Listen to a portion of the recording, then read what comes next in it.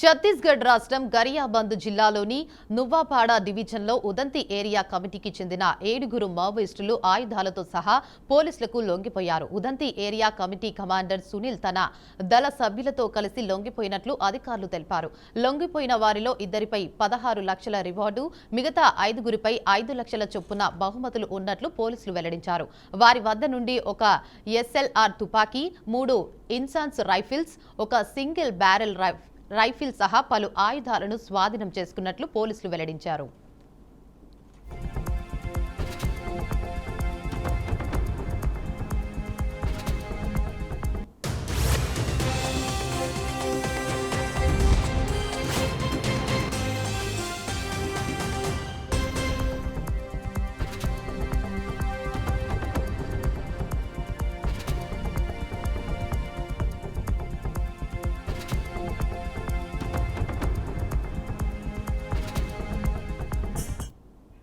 ఇక ఇదే అంశంపై మరింత సమాచారాన్ని మా ప్రతినిధి రాజేంద్ర అందిస్తారు. చెప్పండి రాజేంద్ర, అప్డేట్స్ ఏంటి?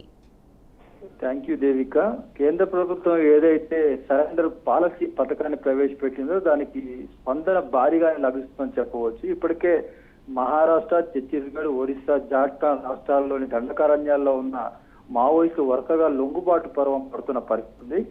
మహారాష్ట్ర ముఖ్యమంత్రి మల్లోజుల వేణుగోపాలరావు, తర్వాత ఛత్తీస్గఢ్ ప్రభుత్వం దగ్గర వాసుదేవరావు, కేంద్ర కమిటీ సభ్యులు, నేతలు లొంగుబాటు అనంతరం అనేక మంది మావోయిస్టులు కూడా వరుసగా ఆయుధాలతో లొంగిపోతున్న పరిస్థితులు కూడా మనం చూస్తున్నాం. తాజాగా ఛత్తీస్గఢ్ లోని గరియాబాద్ జిల్లాలో పోలీసులు ఎదుట 7 మావోయిస్టులు ఆయుధాలతో సహా లొంగిపోయారు. అయితే ఏరియా ఉదంతి ఏరియా దళ కమాండర్ సునీల్ తో సహా ఆయన సహచరులు 6 మొత్తం 7 ఆయుధాలని ప్రభుత్వానికి అప్పగించి పోలీసులు ఎదుట సరెండర్ అయ్యారు. వీరిపైన ఇద్దరిపై 16 లక్షల చొప్పున రివార్డు ఉంది, మరో 5గురిపై కూడా 5 లక్షల చొప్పున రివార్డు ఉంది.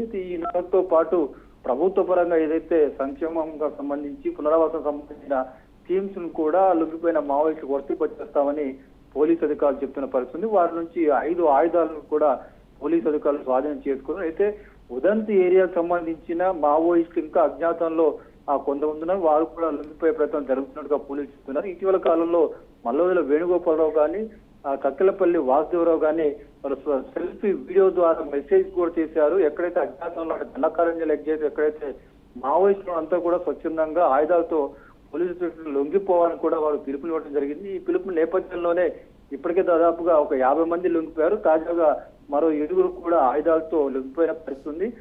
ప్రభుత్వాలు అంటే ఛత్తీస్గఢ్, ఒడిశా, జార్ఖండ్, మహారాష్ట్ర ప్రభుత్వాలు, ఇటు తెలంగాణ ప్రభుత్వం చేస్తున్న ప్రయత్నాలు ఫలిస్తున్నాయని చెప్పవచ్చు. పోలీసులు కూడా లొంగిపోయిన నేతల ద్వారా సమాచారాన్ని తీసుకొని అజ్ఞాతంలో ఉన్న ఇంకా మావోయిస్టులు కూడా లొంగిపోయే విధంగా చర్యలు తీసుకుంటున్న నేపథ్యంలోనే ఈ లొంగుబాటు చర్యలు కొనసాగుతున్నాయని చెప్పవచ్చు. Devika. Right, thank you for the update Rajendra.